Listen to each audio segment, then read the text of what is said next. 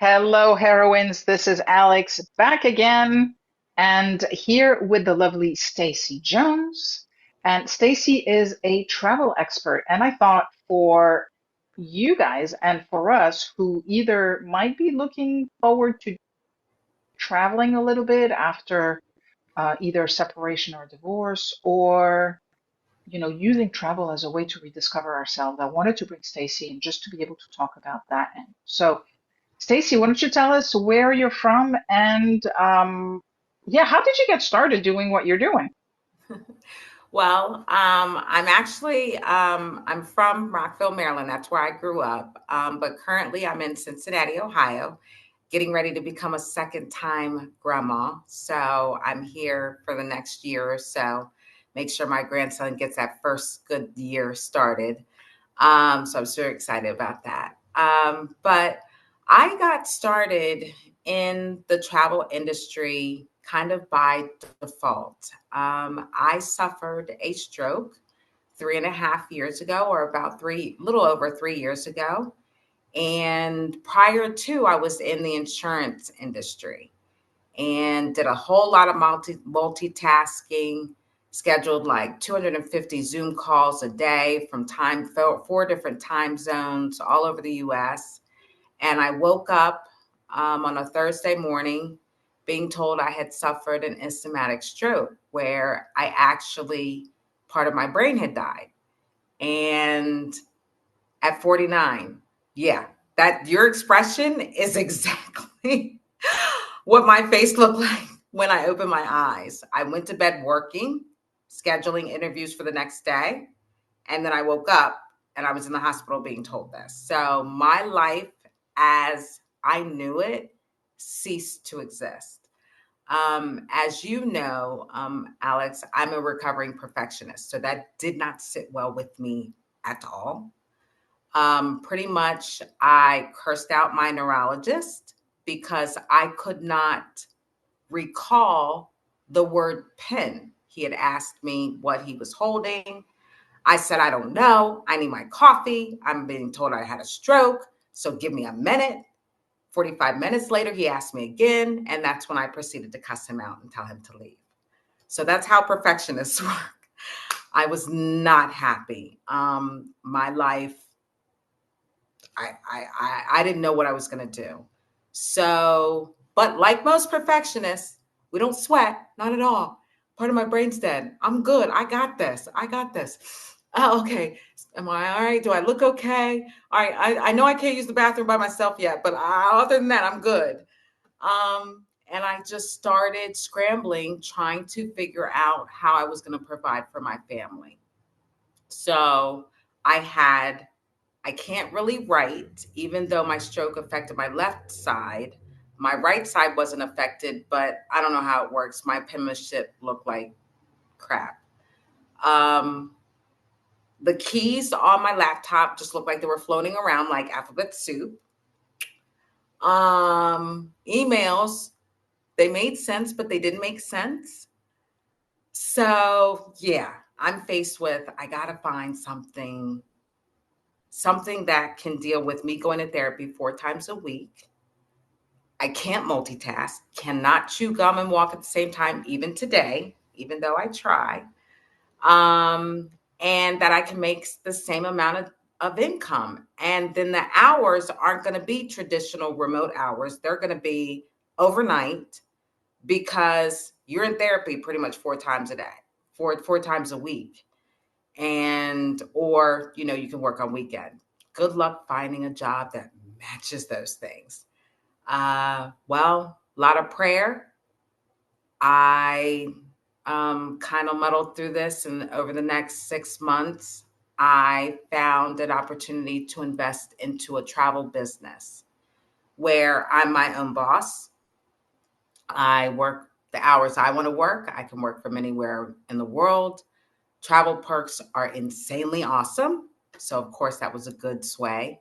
But also, it allows me to make the same amount of income that I was making prior to.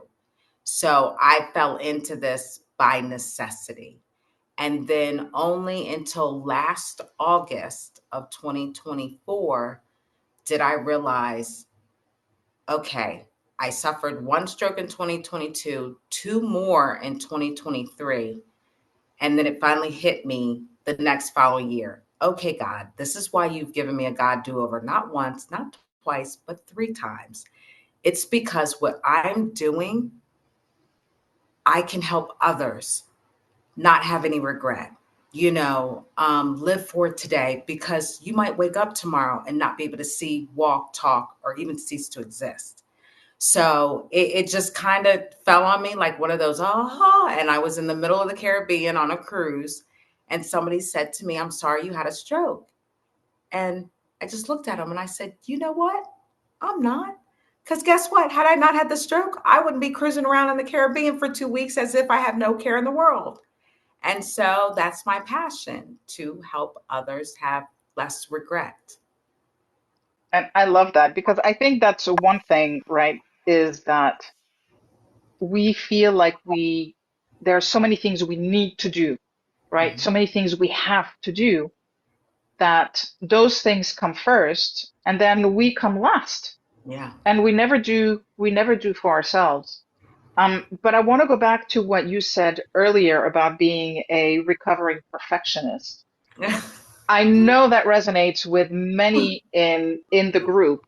So what's working for you in that recovery process? And then we'll go talk about the travel piece. um, I, because of what has happened to me as far as having a stroke, I think that that was the catalyst to make me focus on trying to recover from being a perfectionist, because I woke up on the April 15th and realized that I can't control everything. My life's not going to be perfect. And I'm sorry. It just hits me. Um, Okay. and as much as women, we want things to be nice and neat and pretty, I was not nice and neat and pretty that next morning. So you got to deal with life on life's terms, rather. And I, I don't know if I, it just, I didn't realize that that control of always having things so perfect, my emails just nice and neat, and I was very systematic, and they all went out at 10, and I had my follow-up at 2, and yeah, that went out because I just couldn't do it. Yeah. So what happens when you can't be perfect? You have to surrender to it.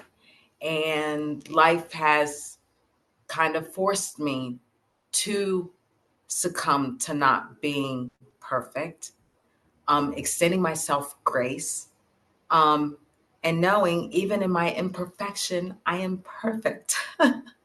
You are perfectly who you are, which is exactly what the world needs. And I think that's where we sometimes our wires get crossed because when we try to be perfect, we're actually trying to make other people happy, Yeah, right? I yeah, think I think that's one part. I think the other part is trying to be perfect is a coping mechanism yeah, for us because by being perfect, we know that we can control yes, situations and things yes. so that life goes more smoothly. So I love the idea of surrender because it takes so much pressure off. Oh my gosh, it does. I was sharing this with Sandra Kellogg when I had a conversation with her, and I'm just like, yeah, I never thought, like they say, have no control is more freeing than having a lot of control, because I guess it's an oxymoron or whatever you want to call that in grammar. Mhm. But it is. I feel so less stress. And that's why every time I have a conversation or introduce myself, I try to put it out there, because it is something I work at every day. I'm a recovering perfectionist, to remind myself, if I have this conversation with you and I stutter, or I get lost because of my stroke and all this other stuff, that it's okay. It's okay. People can see me being human. So I don't know. It's exciting. It's exciting. Yeah. Scary at first, but when you get into it, then you're like, woo. I can imagine because it gives us, when we surrender that control and that need for perfection, it gives us the ability to just show up and just be, and Yes. not be in a box, but Yes. just be, Yeah. right? Yeah. Yeah. So tell us, so why is travel so important In general, in general? um, in general, I think it really, for me, and I can only speak for myself, I feel I fell in love with travel. I'll just start from me. I fell in love with travel when I was 5 years old. I went to Disney and fell in love instantly with, I don't know what they call them nowadays because I'm not politically correct, but flight attendants back then. This is Mm, when you could smoke on airplanes, people. Yeah. Dating myself. But I thought it was so romantic. I mean, you could wake up in Paris one day and New York the next. I'm like, oh my gosh, what yeah, the life. Then I hit the beach and I'm like, yeah, this is so what I want to be. But you just feel so, when I was standing out on the beach, I mean, I remember this like it was yesterday. I'm 50 something now. Like I was just one with the ocean and with the earth. And I felt lightweight, I don't know, healed. And you don't, there's no healing that needs to be done. I don't believe at 5. I didn't experience anything. I don't think. Maybe it was just healing of my soul, maybe just that energy, that oneness. I don't know whatever it is. But I was like, gosh, this is where I want to be. And I feel every time I've traveled, and my happy place is being on an airplane. I love flying above the clouds. Um, that I just feel like the world, there's endless possibility. yeah, And that's the only way I can describe it when I travel. And I don't even care if I'm going on a road trip. I just feel like, yeah, the world's my oyster. It's just that whatever you want to accomplish, it can be done. And I feel that feeling yeah, really heightens in me when I travel. And I could be just going on a road trip or a stay vacation at a ritzy pritzy hotel I got to check out in the next state. Fine, great, woohoo! But that's what it makes me feel like. yeah. And I agree with you. I think I love it. I've traveled all my life. Um, and I feel like there's something very freeing when we're able to do that. So I want to dive a little deeper into the question of why is travel important and ask you, why is travel important specifically for women who are coming out of a divorce or a long-term relationship? What do you think is going on there? Um, I think you don't feel so trapped, and that would be what I think it would offer women that are coming out of long-term relationships and rediscovering themselves. It gives you a chance to breathe and pick out the croissant that you want to eat, not your partner, but the one you want to eat, the one you always pass up because you want to get their croissant first. And I only say that because I have been there and I have done that. Personally, I was in a marriage for 25 years and we are moving in separate directions. So we are no longer under the same roof. And I'll just leave it at that. And that is very different because I get up and I say, what do I want for breakfast? It all starts, and all of those things sometimes that women let go when they're in relationships, whether I don't know if it's the fault, I don't know. I don't know the science behind that, psychology. But sometimes we kind of forego us for, or you forgo the me for the we, and then it becomes them. So I don't Yeah. know. I think travel kind of forces you to think about me. Where do I want to go? What do I want to enjoy? I was just looking at this morning. I want to go to this candlelight music thing that they do in Cincinnati. They do like a classical thing and it's all done by candlelight. And it just seems like the coolest thing. I don't think I'd ever would have done that with my partner. I mean, he'd say, okay, have a good time. But so then you forego it because you want to do something together. So I'm like excited to go because I don't even have to worry about the, okay, go by yourself. So, I mean, I don't know. So I think that that would be something that your members might want to think about if you really want to reconnect with yourself and rediscover who you are and what you want and what makes you happy. I think solo travel is certainly the place to be. And even if you don't do it by yourself and you do it with another a group, I've done group travel for 12 ladies back in November. They just went on like a weekend cruise, and I got them an excellent, really great group rate. It was very affordable, and they had an absolute blast. And as soon as they got back, they're like, okay, well, we want to do it again next year. And I'm like, okay, well, you just got back today. They said, yeah, I know, but these are the destinations. And it was just, I guess it's going to be an annual thing for them now. So I don't know. I think it just would be invaluable for. There are two things about what you said that I love. One is about using travel to rediscover who you are, because when and I don't think it's science what you said about putting ourselves last. I think it's conditioning. I think it's societal Okay. conditioning. Okay. It's, I think it's, we hear it from our parents, we hear it from our leaders, is women put other people first, right? So there's that, being able to reconnect with yourself. But I think the other piece is, oh, you were just, the way that you said it, I was like, I want to make the point, or I want to ask, and now I completely forgot. Anyways, it'll come back to me. It doesn't matter.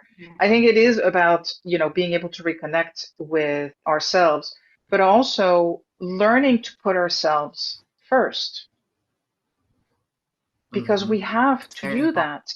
If we're going to be in relationships, we have to be able to put ourselves first. And the other thing, which I remember now, is the power of community, right? And doing things Yes. with other women, especially when we come out of long-term relationships. It's, knowing that you have a group and a community you can rely on. Well, maybe I'll put together a group cruise for your community. Ooh, that sounds good. Yeah, so you all can get a great group rate. I mean, that's the advantages of going through a travel agent. I mean, I could do a group rate. It could be, 5 cabins. I think the minimum 8 cabins. So whatever, double, single, whatever. Put together a cheap rate, and everybody come. And I do all the planning. I just need names and dates. And I don't know, maybe we could do that because even isn't for you, I know there might be some women groups, people that might want to join. So a lot of times as travel agents, we have the ability to go ahead and do like a group cruise booking for later on in the date. And then you have people sign up and the deposits can be as low as $50. I mean, and then you got a whole year to pay on it. Yeah. So yeah, We'll so maybe we can do that. we'll have to float that out to the group and see where it goes. But I think for me, traveling is essential. But just before we wrap up, is there anything that you think it's important for heroines to know that we haven't touched on yet? That you can do more than you think you can. I think I want to leave your members with, and yeah, to hold on to that. When you think that you can't, you were built for this, or else your eyes wouldn't open today. That's all I can say. And I think for any of your members in a group, that's why they're here today, because they can. That's right. They're like the little engine that could. Yes, yes. So, Stacey, I just want to say thank you so much for being here with us today and for sharing your wisdom. Much appreciated. Yes.